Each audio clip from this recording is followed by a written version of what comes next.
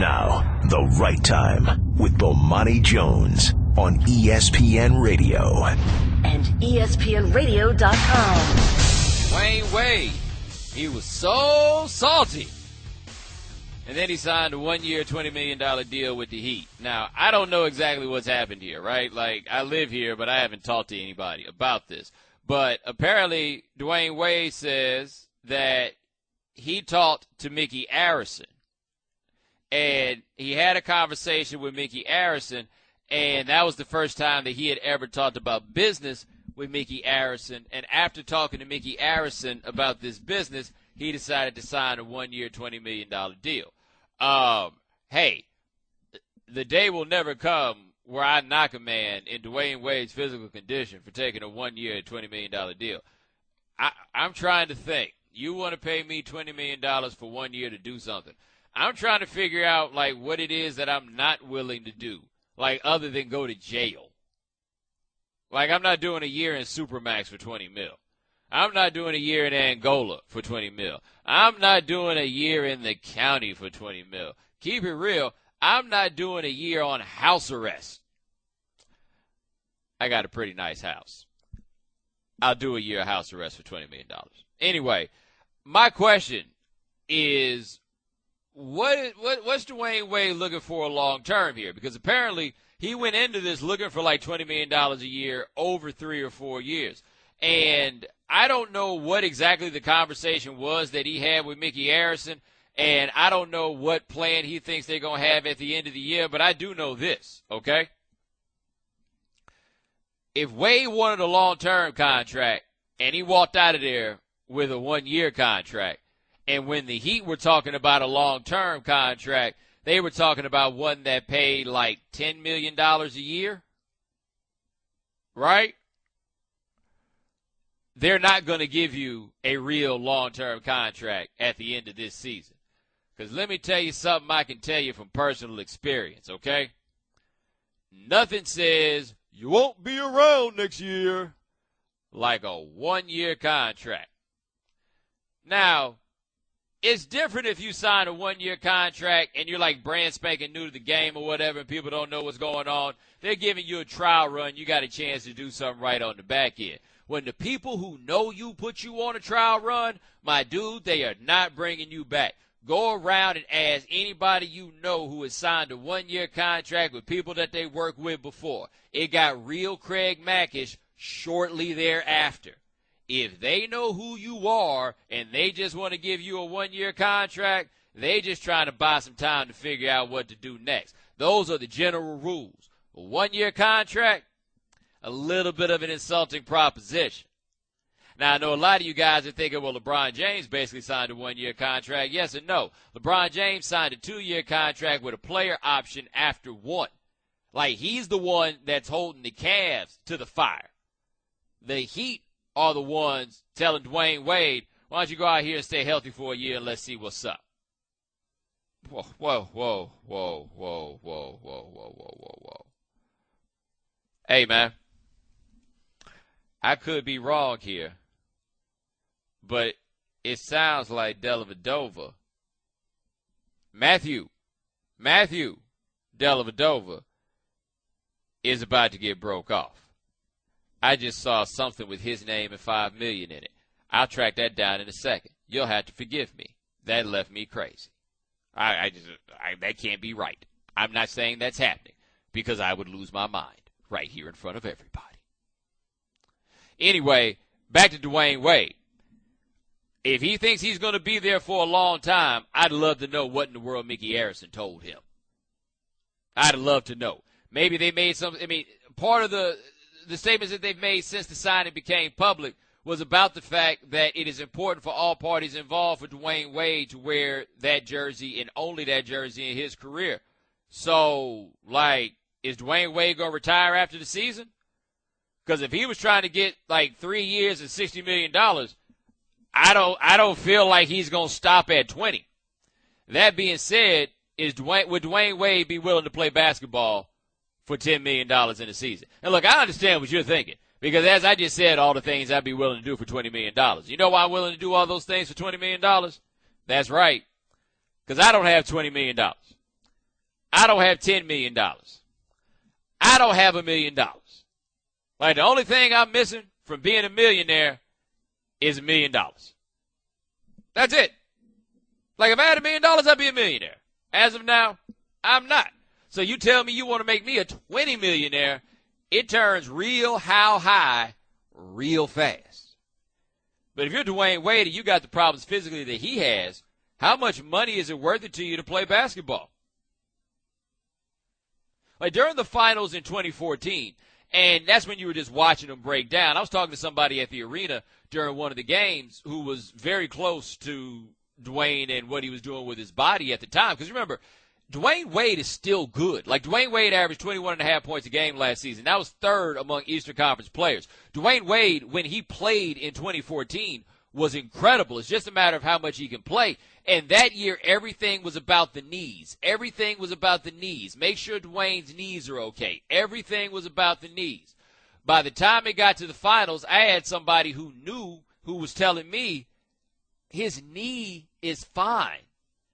The problem is everything else. Right. Like, that's the point that it's reached with Wade. So how much longer does this go? How much farther can this go, considering the fact that he can't shoot? Like, if he could shoot, this would be a different story. He's an undersized two-guard who can't shoot. There's not a long-term future in that. Like, I understand why it is that the Heat would make a decision if they didn't want to make a long-term investment in Dwayne Wade, regardless of what he did for the franchise. And remember this, it ended bad for him with Zoe, and then Zoe wound up coming back, winning a championship. Zoe worked for him. I mean, those things often get squashed. Those things often get settled. They were prepared to let Dwayne go ahead and be mad. I just want to know what the owner told him that made him feel so good about taking a one-year contract after, for so long, he had wanted a long-term contract and seemed to be a little bit offended that the Heat weren't going along with it.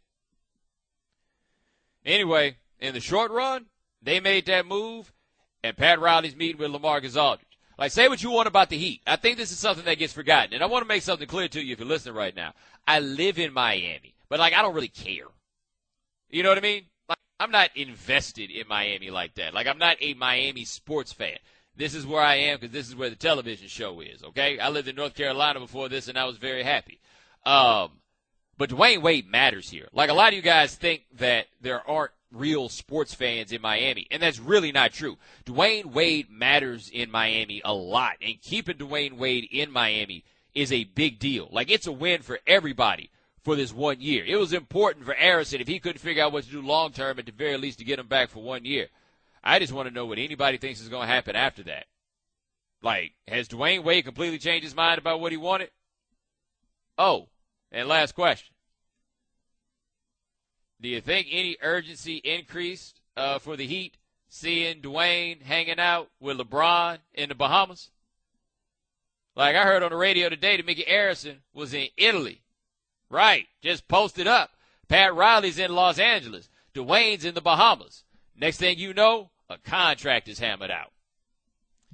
Yeah. The last thing Mickey Arison needs is Dwayne Wade sipping pina coladas with LeBron in his ear talking about, you need to be your own man. Like, I'm my own man. I got my own team, bro. Look how they treat you. You're the greatest player in the history of this franchise. Look how they treat you.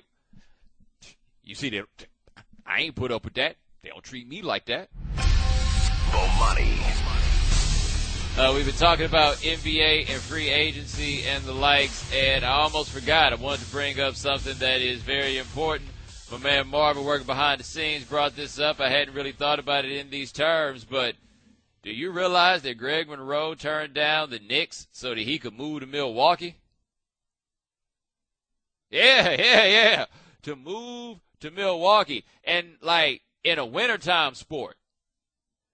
See, that's the thing about this. I mean, living in cold weather and stuff like that, you don't ever really hear that discussion come up in baseball free agency, and the reason is they playing those games in the summer. It would be almost like I'd rather not play in Miami because it's too hot before they built the dome. You know what I mean? Yeah, man. Greg Monroe was like, bright lights, big city. That's cool. I'd rather go to Milwaukee and drink a lot. And there it is. That's your squad. Now, it's worth noting, by the way, the Knicks have never been like a huge draw for free agents. I think one of the great myths has been this idea that the Knicks can attract free agents in that way. I would consider Carmelo Anthony to be a free agent in that sense because Carmelo wanted to go there and would have gone into, if he had to go into free agency to get there, that's what he would do, but he wanted to go there. Like, he wanted to play for the Knicks. But playing in New York has never really been that draw that gets people there. But damn, dog, he's going to Milwaukee. And, yo, what's Milwaukee got? The basketball. Suddenly, Milwaukee is really, really good. At least really good by the standards of the East. And remember that Jabari Parker is coming back. And I don't know if Jabari Parker is going to be a great player in the NBA, but I think Jabari Parker is going to wind up being an all-star player. Just that fast. Jason Kidd. Hey, say what you want about Jason Kidd, but he is shrewd. He strong-armed his way out of that situation with the Nets, got a coaching job with the Bucks where, don't forget, a coach already had the job, basically started making inroads already on becoming the president of basketball operations, turned the team around, and now he's got dudes telling the Knicks and Phil Jackson no to come live in Milwaukee. And look, I understand. LeBron left Miami to go to Cleveland, but he's from there. Greg Monroe is from Louisiana. You know, it's not like he's going up there to go hang out with his cousins and everything. And, you know, just ain't no place like home. Nah. He was like, maybe there's no place like home. But Milwaukee, that's the place I'd rather be than New York. And I didn't expect. Yeah, man.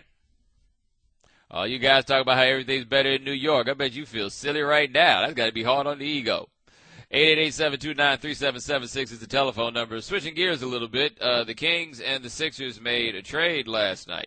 The trade primarily involved a lot of really sorry players. Well, not really sorry players, just nondescript players. Like Nick Stauskas, Jason Thompson, Carl Landry, you know, and some minutia. Like, the Sixers got out of the deal the ability to trade picks in 2 different seasons with the boy, I hate it when that happens. With the Kings. There we go. They got to make that trade off with the Kings on those picks. And, hey, the Kings are always got a chance to win the lottery, right? So then the Sixers would wind up with the number 1 pick. So they got that ability to do that. They got a first-round pick in 2018. But ultimately that trade was a trade between 2 sorry teams. Like, I understand why the Kings would be willing to trade the Sixers the right to trade picks.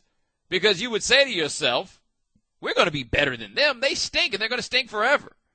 But, I mean, they say they're going to be good at some point, but they're going to stink forever. Anyway, I found that in many circles, a lot of people were applauding the trade for the Sixers, just like loudly applauding it. And don't get me wrong, the Sixers didn't have to give anything up. What they were willing to do was take on salary from Sacramento, and since the Sixers don't pay anybody, taking on the salary wasn't that big a deal. So they take on the salary from these guys they get from Sacramento, and then as a result, they get more lottery tickets. Because that's what the Sixers are stacking, basically, is lottery tickets. Get some, get these late picks or whatever it is, and get these rights to trade and everything else, and hopefully you stumble upon a superstar. Now, I have raised the question as to whether or not the paradigm of needing a quote-unquote superstar to win in the NBA is a little bit antiquated. And the reason I say that is Golden State didn't have anybody on that team that you needed to tank to get.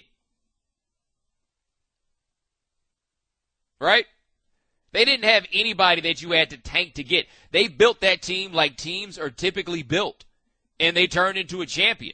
Like, I don't know if you have to keep going out here and stinking in order to win a championship in the NBA with the way the game is played and what the rules are. Like, I don't know if you need to do that. But that's the Sixers program. They're just going to stink. Now, this trade could wind up working out well for them. They could wind up getting the trade picks, and it'd be a year where Sacramento got the number 1 pick. Right? That could totally happen. I am not ignoring that possibility. What I'm saying, however, is it is kind of weird to me, this idea that you're like a fan of basketball and just enjoy basketball and you care this much about a trade like this. Now, if you're Sacramento or a fan of Sacramento, I think you have to care because what the Kings are doing is moving out cap space, according to reports, to try to get Rajon Rondo. Because having Rondo, George Karl, and Boogie Cousins on the same team is just the greatest idea anybody's ever had. Like, I hope you guys have got insurance. because stuff's going to get broken. You just got to hope it ain't faces. Anyway, if you're Sacramento, you care in that way. But if you're looking at this with the Sixers now exist in this really, really odd space to me where this Sam Hinkie plan, the brilliance of Sam Hinkie's plan is that whenever he makes a decision, you have to table the evaluation because nothing can be evaluated until way down the line because it's all lottery tickets, right? But it seems like every time he makes one of these trades or he does something like this, the response that you get from from people who observe Sam Hinkie and what they're doing in Philadelphia, it's basically just a referendum on how you feel about just what he's doing. Like, nothing can be evaluated on his face. If you like a trade that Sam Hinkie made, it's because you like what Sam Hinkie's doing, and it's because you trust the process. Let me ask you guys a question, man. It's just a serious question because we all live different ways. We all grew up different ways, all right?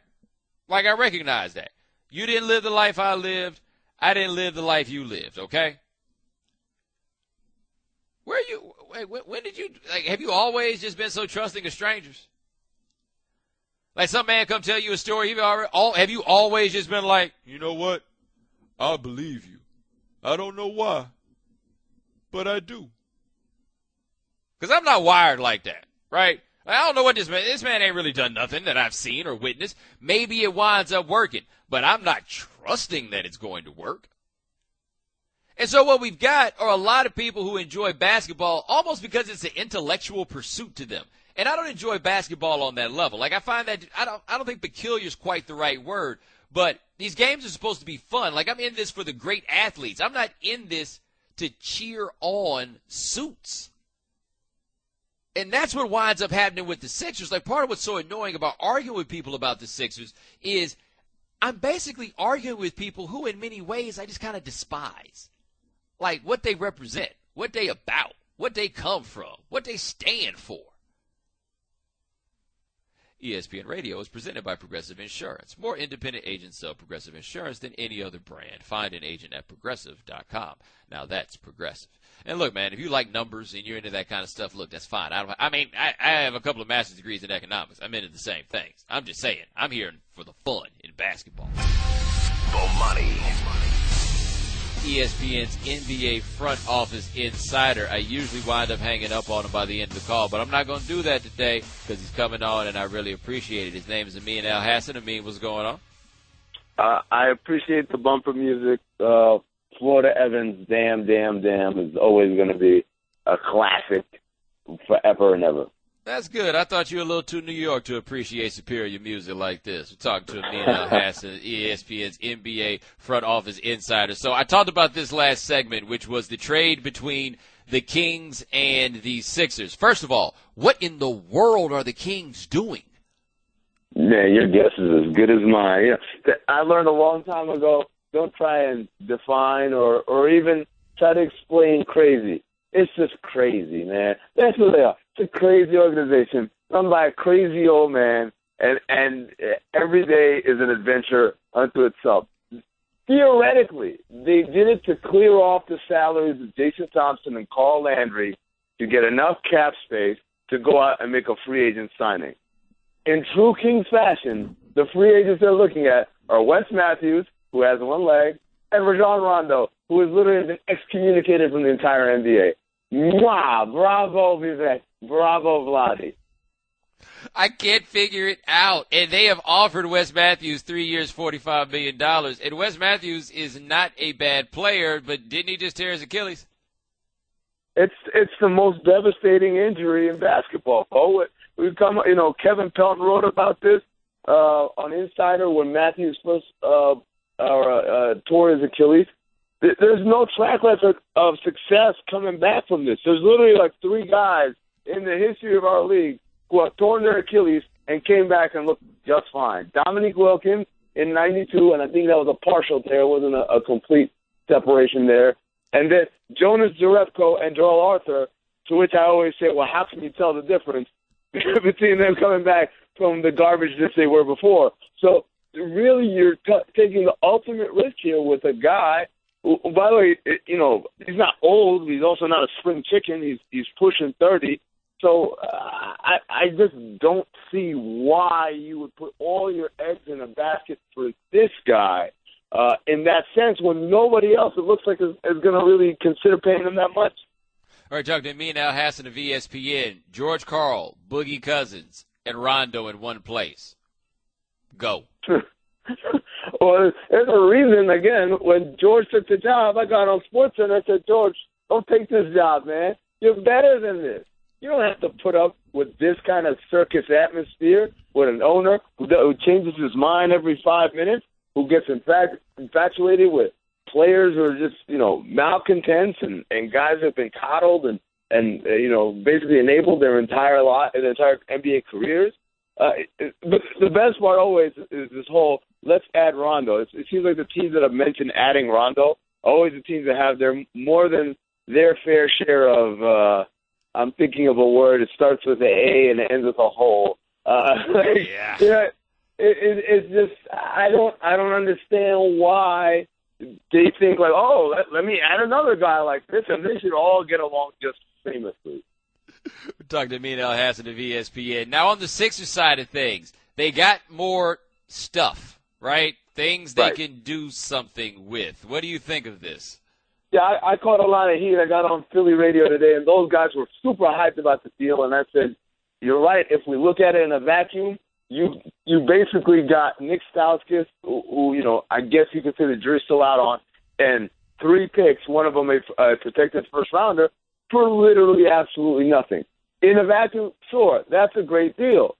Except this is what we say about almost every deal they do. In a vacuum, taking Okafor for a third, that was great value. In a vacuum, trading Michael Carter-Williams for the Lakers protected first round pick was a great deal. All of these are great individual deals, but when you step back and look at the greater picture, they don't add up to anything that looks like it's moving in a particular direction. It's just a way station for adding assets of one kind and taking on future picks of another kind. And yes, individually, all these things sound nice, but at some point, the puzzle has to start to come together and develop into something tangible and cohesive and coherent. And really what's happening right now is basketball incoherence. It's just a bunch of pieces. It's like going to a thrift shop or something. And you go, oh, man, there's some great deals in here. Yeah, but what kind of store is this? Is it a pawn shop? Is it a Goodwill? I don't know. Well, tell me this: how would you compare what Hinkie is doing in Philadelphia to what Daryl Morey has done in Houston? See, I think there's a very significant difference there, and I'm glad you asked that, because to me, how Houston did it, that's how you're supposed to do it. So Houston gathered assets, but never at the expense of building a culture, building something that moved forward. So they still try to make the playoffs. They still try to be good, and they managed to take those pieces and turn them into James Harden. And once they had James Harden, they added pieces and stayed flexible and were able to add Dwight Howard and be in the mix, at least with Chris Bosh, and keep on moving forward as an organization. What the Sixers are doing is everything of the asset gathering part without actually any progress. And again, I'm not saying they got to go out and make the playoffs and get bounced in the first round and then I'll feel good. That's not what I'm saying. But at some point we have to say, this is what our team is about. These 2 or 3 individuals. And everything else may be in flux around them, but these guys are what we are building around. And I don't know what they're building. You tell me. They've got Nerlens Noel, Joel Embiid, and Okafor. Those 3 guys can't play together. You tell me who's going to be here in 12 months. All right, talking to Amin Elhassan of ESPN. Before we let you go, what do you think of the Lakers' apparent inability to convince anybody to, take their money? Oh, man, people are going to get tired of hearing this speech, but because I've been saying it for years. The Lakers are stuck in the 90s. They think that if they sit you down and show you the montage video of Santa Monica Boulevard and the palm trees and the pretty girl with sunglasses on and Randy Newman playing, I love LA, da da da da, like that's enough. Like, oh, where do I sign up? Bring me here. Let me be a part of this. Those days are long gone. Telling people that, hey, you can be in commercials and on TV shows if you're here in LA. That doesn't mean anything to the modern NBA player, at least not the good one. So their pitch has to become more sophisticated because guys are sitting down and saying, how are we going to win? And how are we going to win using me? How can you show me that you guys have a plan to use me to the best of my abilities? And that's one of the things that I guess came out of the Aldridge meeting. You know, beyond the whole Kobe Bryant opened his mouth for 5 words, and they're probably the worst 5 words he could have said. You remind me of Pau Gasol. That's beyond that. It's the idea they came there and said, what do you guys have? And they had no analytics, no presentation. They said, look, this is what we know that these are your favorite spots, and these are the kind of plays that we'll run, and we'll get you plays here. And they didn't have any of that. It was just all, we're the Lakers. Well, knock me off my feet. You're the Lakers. Do you have a pen on you? It doesn't work like that anymore. It's 2015. Get with the program. Well, correct me if I'm wrong. Aren't the Lakers late to investing in analytics and the likes? They're late to everything, man. They're late to everything other than being LA. And, you know, that's their claim to fame. And it's crazy because, you know, this might be unfair, but I think if Dr. Buss was still around, that wouldn't be the case. I think they'd figure out, okay, this is something that we need to get on, and let's get on it. But instead, they got a bunch of guys who think they know what they're doing, know what they're about. And a lot of people, by the way, they're trying to blame Mitch. They're saying, Mitch ain't a good GM. Mitch is one of the best GMs in the league. If you talk to people, ask around, he's very well respected. But you can only do what your boss allows you to do. And that's why I always go back to this. You look around at all the train wrecks in the league, they have one thing in common: a horrible owner. Amin Elhassan, ESPN NBA front office insider. My man, thank you so much. I appreciate it. No problem. You can play Outcast anytime when I'm on. Geico presents Strange Saving Stories. Astronomers detected an interstellar transmission. It stated, Geico, 15 minutes could save you 15% or more. The implications were staggering. Was the cosmos telling us we could all save hundreds on car insurance with Geico? Or did their radar merely pick up a signal from the nearby Rufus and Clyde's morning show? We may never know. Geico. 15 minutes could save you 15% or more on car insurance. Bomani. Very recently, we had the story of Caitlyn Jenner, as Caitlyn Jenner made the transition, and that became a big thing, and that kind of introduced a lot of America to what the notion of being transgender was, right? I think a lot of Americans were unaware of that. And I think that it was a very helpful sort of thing for a lot of people, because I think people have a lot of questions about those things, and a lot of them are just kind of, they differ from what they have been taught, and it took a little time for them to get up to speed on that. And so Caitlyn Jenner bringing the issue of being transgender into the public eye allows me to now tell you a story that involves someone being a transgender, and you're not just like blown away or grossed out or anything like that, you know, because we've all grown up and we understand what the deal is. So this is like barely a sports story anymore, because Hank Baskett, I don't even know the last time Hank Baskett played football, right? But Hank Baskett used to play football. He married Kendra Wilkinson. You know, I think she takes pictures naked. Anyway, so I didn't realize this, but apparently last year they had this really big thing because apparently Hank Baskett had had an affair with a transgender model while his wife was pregnant, which I would imagine wouldn't go over so well on the home front. I don't really know how you would explain away such a thing in a situation like that. I don't even know how you wind up even having like the time and ability to like baby, like how many baby pleases do you have to start with before you can start getting to the crux of your argument? I imagine it's enough baby pleases for you to stop and come up with some sort of story, right? That's what one would think. Now, that was in 2014. We're well into 2015 right now. And Hank Baskett did an interview with People magazine where he explained what happened, and I think that when you hear his explanation, you will understand why I am taking precious time on important sports radio for you to consider this situation. Ahem. This is from People magazine. I messed up, a teary-eyed Baskett tells People. I put myself in a bad situation, and everything through me brought pain upon this family. So I could read to you word for word what he said, but I'm going to give you a synopsis of his explanation of how it was that it appeared that he was having a relationship with a transgender model. And I'm going to put it to you in terms that I think you can understand a little bit better than something that has obviously been worked on by a publicist, right? So basically, Hank Baskett said he's at the grocery store, right? I guess it was Albertsons, I don't know, right? But he's at the grocery store, he's minding his own business, and he looks and he's in the parking lot. You know what he sees, man? He sees a couple smoking weed, getting high. And he comes up to them and he's like, I want some weed.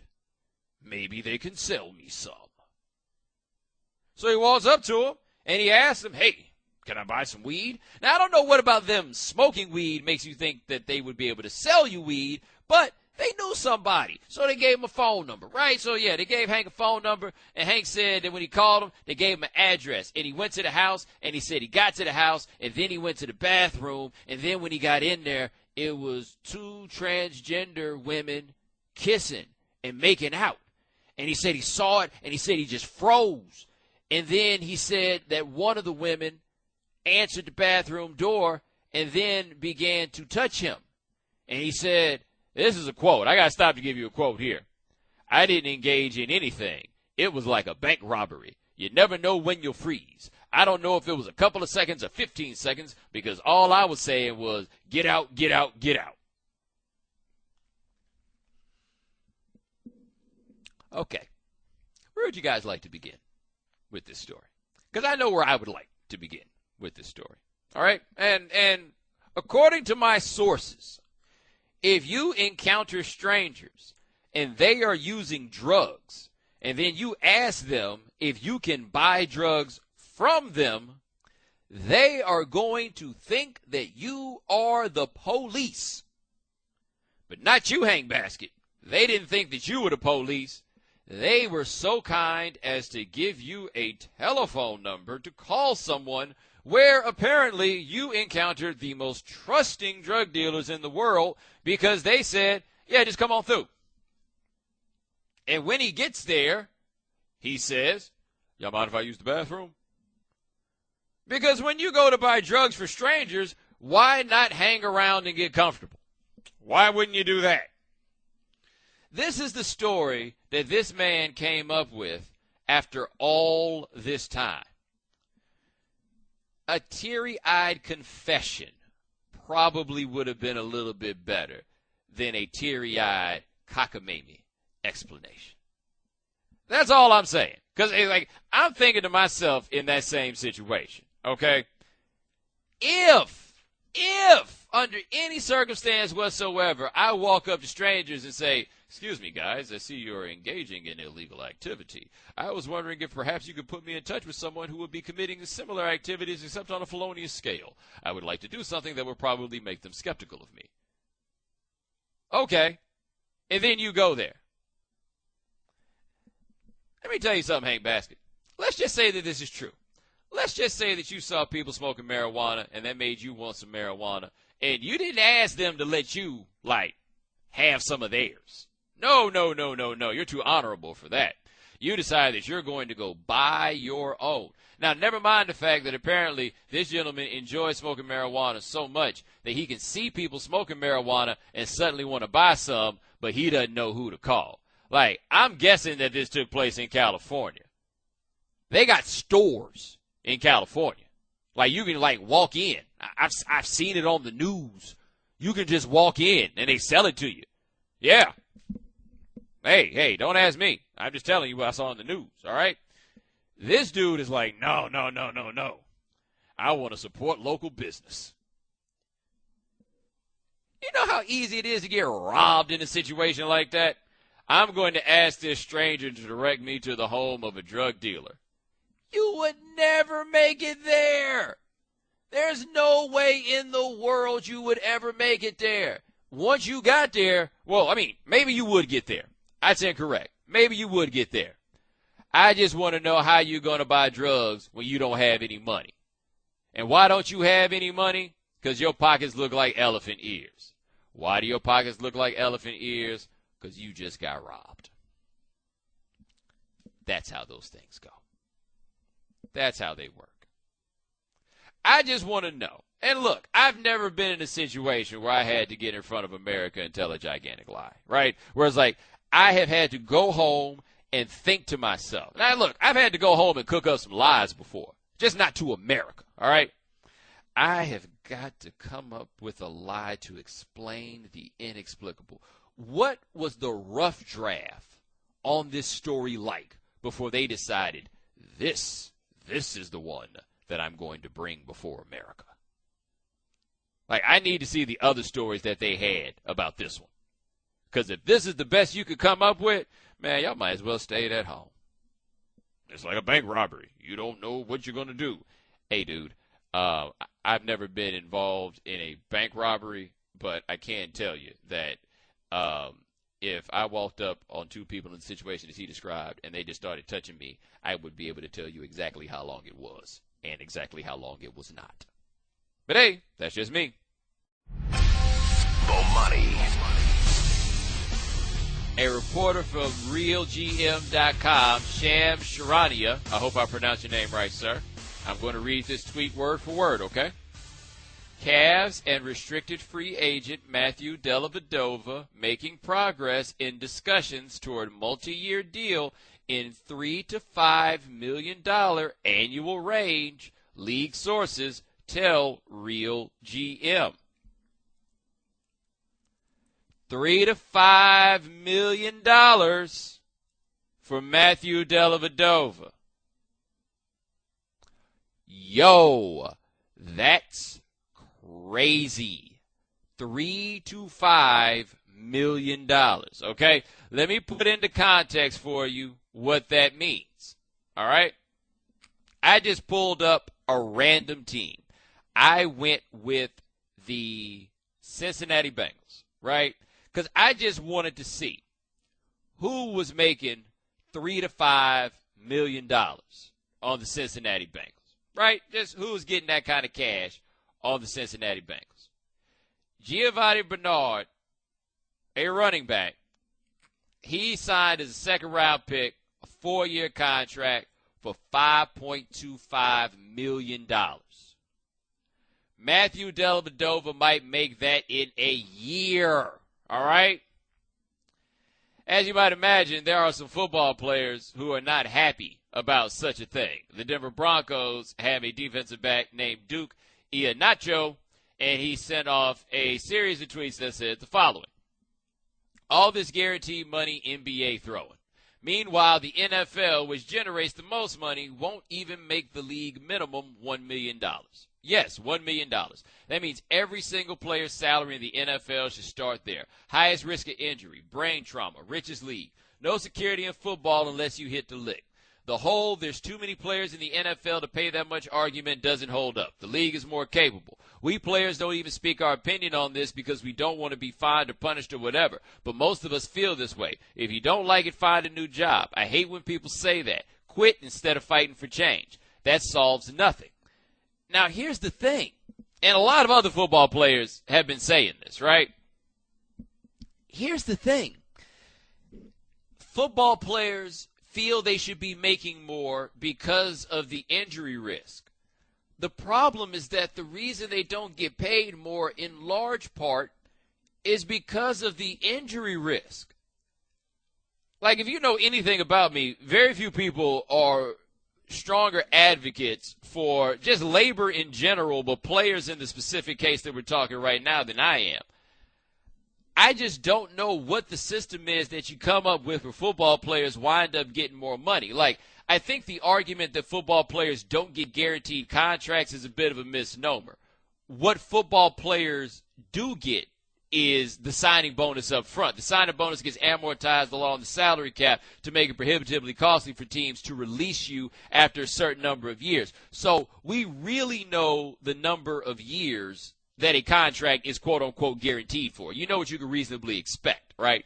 So a lot of guys don't get those deals with that big upfront money, but the upfront money is really what determines the length of your deal. It's really what determines what guarantees your deal. You can make the argument that your deal should be more guaranteed, but it's not quite as uncertain as people make it out to be, and contracts across sports aren't quite as guaranteed as people would have you believe. There's something called the team option in basketball. That's a non-guaranteed contract. The team options in baseball, too. Those are non-guaranteed terms in contracts. As long as the injury risk is what it is in football, there's but so much you can do to guarantee the money.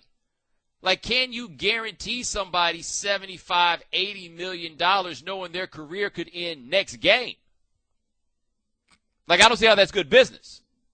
And I don't know how the teams are supposed to get around that. I don't know exactly how the union is supposed to get around that. Like, it's the franchise tag, and that's an awful situation for players because it allows teams to just sit on guys, right? I understand every single reason those guys are upset. I've just never been able to truly conceive in my mind of some way to really correct that, just based on the dynamic of the labor market. The NBA, look, here's the thing about the NBA. We will only watch top quality NBA basketball. That's it. Basketball is like something else I won't describe for you or I won't tell you about. But in the sense that for it to be interesting to watch, it has to be exceptional.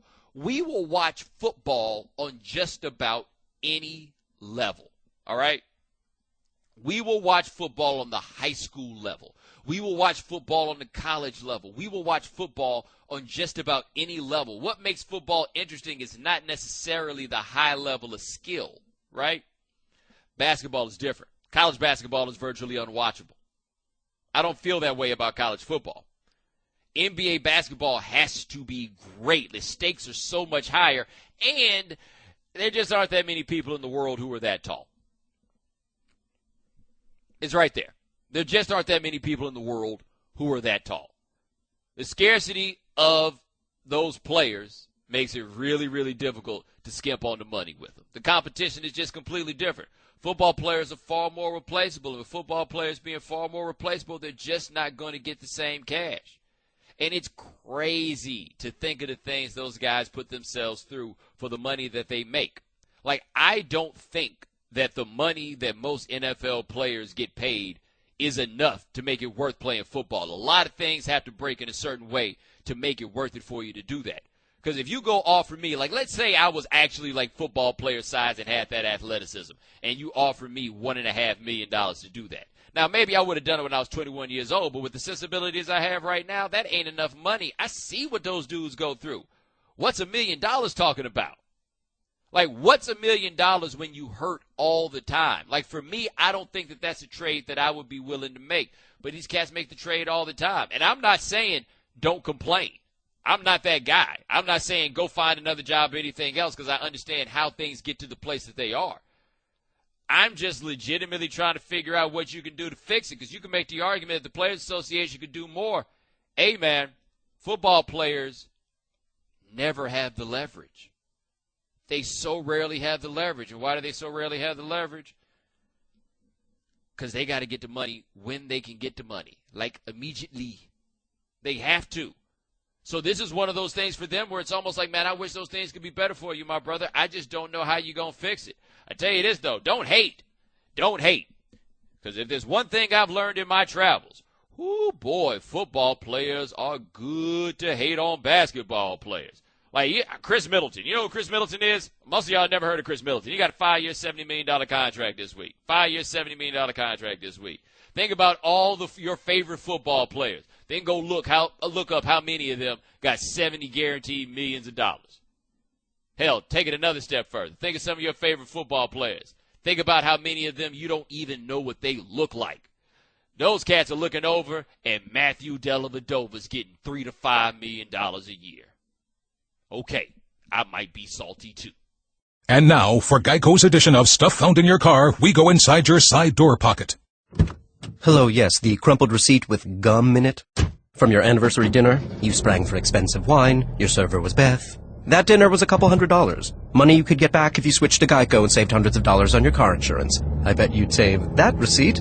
Frame it even. But really, where did I go wrong? Was it the corkage fee? Geico. 15 minutes could save you 15% or more on car insurance. Visit geico.com today. Bomani.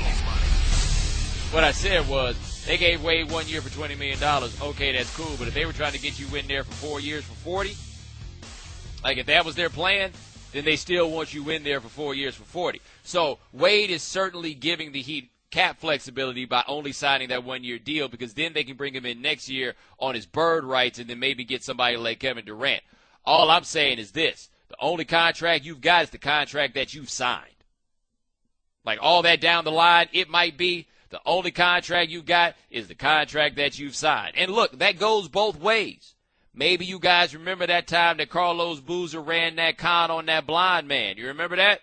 When Carlos Boozer got a deal from the blind man and the blind man let him out of his deal, and Carlos Boozer then went and signed a bigger deal with Utah. And look, I would have done the exact same thing. I may or may not have done something somewhat similar in my life somewhat recently. I'm just saying, the only contract you got is the contract that you have signed. And the only thing that you can trust is the contract that you have in front of you. That's it. So I do, like whatever the press release has, whatever it is they say what the plan is down the line, okay, cool. Dwayne felt just a few days ago that they was about to run a game on him. Mickey Arison must have done a magic trick in talking to him. Moving on, the Los Angeles Lakers apparently blew their presentation with LaMarcus Aldridge. The word got out. Everybody found out. LaMarcus Aldridge has given the Lakers a second meeting. That's right. Adrian Wojnarowski reported this for Yahoo Sports about 5 hours ago, that the Lakers are going to get a second meeting. Now, apparently where the Lakers messed up, I've joked about Kobe messing things up. I guarantee you Kobe did not help. But apparently the Lakers went in there to sell Aldridge, and all they did was sell L.A., right? You could be a big star down here. You could do commercials down here. You could be in movies down here. They sold all of that stuff. They didn't sell any of the basketball. Now, I contend again that the Lakers are in a tricky situation in that regard. Why? What basketball do they have to sell, right? What are you going to do? Sell them a video of D'Angelo Russell in college? Like, what do you have to sell in terms of basketball? The Lakers, though, we had Amin Elhassan on last hour, and he made a point about the Lakers. He said he thinks the Lakers are stuck in the 1990s where they think all they got to do is sell you on the lifestyle of living in Los Angeles. And see, the thing you got to remember about people who live in Los Angeles is this. The primary reason that most people are living in Los Angeles who move in from out of town is because they want to live that L.A. lifestyle. So when you're talking about trying to sell somebody on living in L.A., you go to the playbook. You're living in L.A., baby. Let me tell you how dope L.A. is. Never mind the fact LaMarcus Aldridge already has a crib in Orange County. Like, he's got an idea of what's going on here, right? But the Lakers are getting a second chance with him. And I don't care what anybody says. That has to be encouraging, right? Like, I feel about it this way. And I try my best, by the way, when doing sports shows, not to do too many comparisons to dating, right? Like, I'm not trying to pretend like I'm some sort of Svengali in that regard. But I do feel like this. If you go on a first date with somebody, and that first date was an abject disaster, and somehow, some way, you get a second date, I feel as though that person is begging you not to mess it up. Please don't mess it up. I wanted to go there. Please let me do it for you. Right? That's my assumption when those sorts of things happen. Because I don't know about you. You blow it on the first date, my time is precious. I ain't really coming back to no number two. I'm not really about that. LaMarcus Aldridge is going all over the place. He canceled his meeting with the Knicks, and he gave the Lakers another chance. Come on, y'all. He's begging you to make it right. He's begging you to make it right. He's gone and talked to all these other people. He is begging you. Please give me a reason to come play for y'all. I know y'all are sorry. Show me some effort. Lie to me if you have to. Just try. Like, that's the conclusion that I reach from this very comfortable distance. I don't have any facts on this. I just know that if that dude is meeting with, like, all of those teams, and then he says, I'm going to give you guys a second chance to make it right, there it is for you right there. So now what are they going to do? You didn't have basketball to sell. You're late to the analytics games. You don't really have any printouts and spreadsheets that you can give. Damian Lillard has jumped on a plane to come to L.A. to convince LaMarcus Aldridge to stay in Portland, even though they seem to be making signings that indicated they think that ship done sailed. So what are the Lakers going to do? Because if the Lakers can't get somebody who is basically begging them to stay, like begging them, like, come on, man, give me a chance, then who are they going to get? Because, look, I've been one of the people loudly proclaiming they are the Lakers. They are the glamour franchise in the NBA. They will be able to get guys who want to come play for the Lakers. They are not able to find guys who just want to play for the Lakers. Like, maybe it changes when you fire Byron Scott, right? Maybe it changes when Kobe Bryant leaves. I don't know exactly what it is. I don't. But I tell you this, cats don't seem to be so inclined to jump on no fixer-uppers. That's not what it is. Right now, the Lakers are a fixer-upper. Or maybe the Lakers have this option. Just a rebuild like everybody else does. The Lakers have missed the playoffs 6 times. That's it. 6 times since they moved to Los Angeles. All they know is some level of success. All they know is star power. So you go from 1975 forward, right? And keeping in mind that Jerry West was there until, 1973? But just to keep this continuous, we'll go from 1975, right? Kareem Abdul-Jabbar got to the Lakers in 1975. They had a legitimate superstar from 1975 until 1991. And even after Magic had to leave, they still had a Hall of Famer in James Worthy. Shaq and Kobe come in 96. They had a legitimate NBA superstar from 1996 until. It ain't there anymore. Like you say Kobe's still there. Kobe wears suits now. It's not there anymore, right? I don't think that the people around the Lakers really know what to do when they don't have a star there. But what you do right now is look up and down your roster and say, okay, I think we have a star in the making. And they've always been able to bring their stars. Like they were able to bring Kobe Bryant along as a star because they already had Shaquille O'Neal. They were able to bring Magic Johnson along. Magic didn't even have to play point for the first 3 or 4 years he was in L.A. because they had Norm Nixon. Like they've always been able to bring people along. Well, now you probably just need to bring people along while you're sorry. Like, maybe try to build a team that your city can get around because they were in on it from the ground floor. But apparently, trying to sell basketball isn't working. Maybe the only thing you need to do is get your basketball better. After I said I don't like dating analogies, I'll make another one. You need to get your own life straight before you get out here in these streets and try to bring somebody else into it. You know what I'm saying? Get your life right. Figure out what you want. Get some clarity about you. Then you can bring somebody else down with you. Or maybe help you rise up. But as of right now, it doesn't sound like anybody wants to hear it. Because they're giving them a chance, and they're just not doing it. Bomani. By the way, I will be filling in for Dan Le Batard tomorrow nationally from 4 to 5. So we're not going to be on for the right time because you got all that exciting baseball. But from 4 to 5, you can catch me filling in for Dan Le Batard. I guess I won't be able to call it the right time because that's not what it is.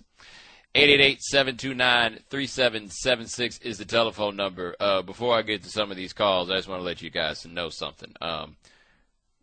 Sacramento, according to various reports, has offered Wes Matthews 4 years, $64 million, coming off of an Achilles tear. Sacramento is begging people to play for their team. Right? Like, this is not wise. And Wes Matthews has been offered. I didn't say that he took the $64 million. I said he's been offered the $64 million because he's like, damn, are you serious? You're not going to make me take this money, aren't you? Because he sure doesn't seem to want to. Just so you know, by the way, Wes Matthews, $64 million guaranteed over 4 years. And Ndamukong Suh, $60 million guaranteed on his contract with the Dolphins. Football players. Woo-wee. You get to talking to football players about basketball players, and you start hearing some salt.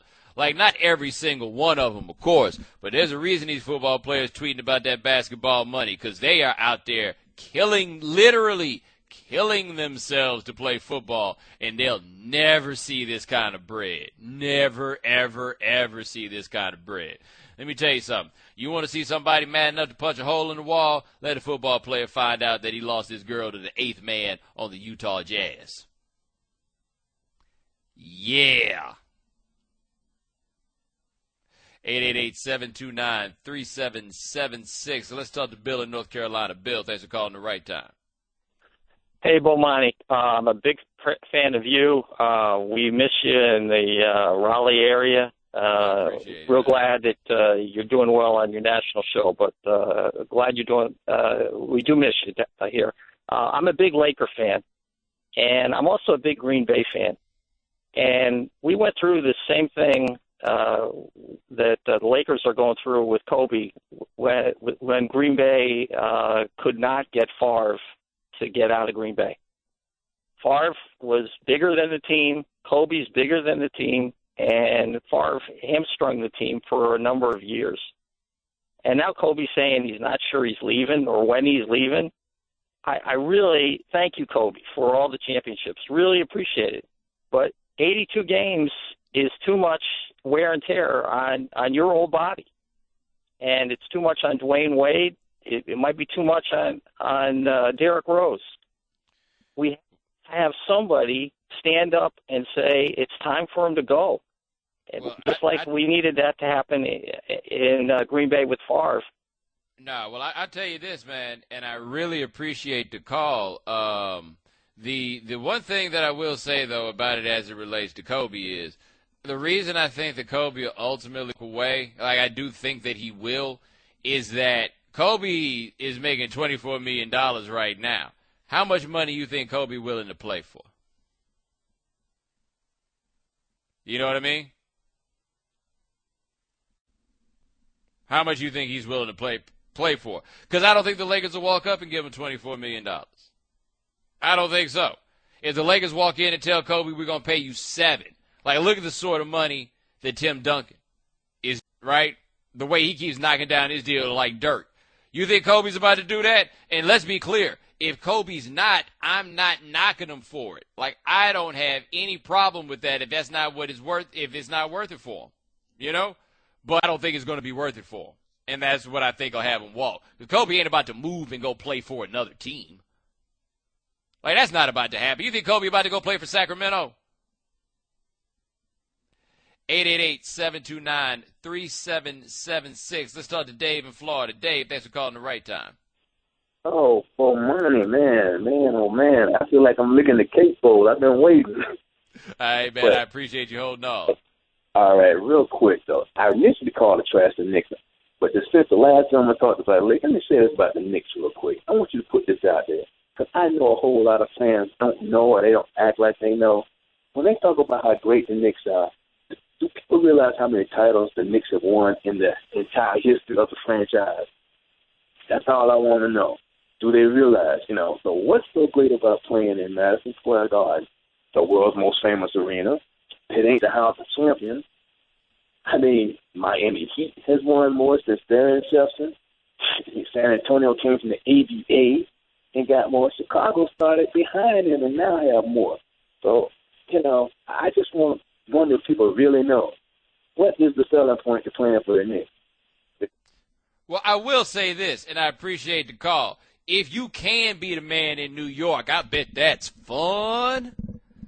Like, if you're the best player on the Knicks, and the Knicks are a legitimate championship contender, I bet that is all the fun. Like, it's going to come with some heat in those bad times. But when it's good, baby, I imagine that it is great. Like, let's not get that twisted. If you can make the New York thing work, it can be great. It's just the Knicks been, sorry for a long time. 888-729-3776. Let's talk to Adam in St. Louis. Adam, thanks for calling the right time. Thanks, Bomani, man. Love the show. Appreciate it. I was just going to say, with all this parity, and I feel like with the money coming in from the TV contract, prestige is not going to sell anybody with any type of team. If you're winning with the amount of money coming in from these contracts, it doesn't matter. Like, look, Greg Monroe went to Milwaukee. I heard you earlier this afternoon. He went to Milwaukee.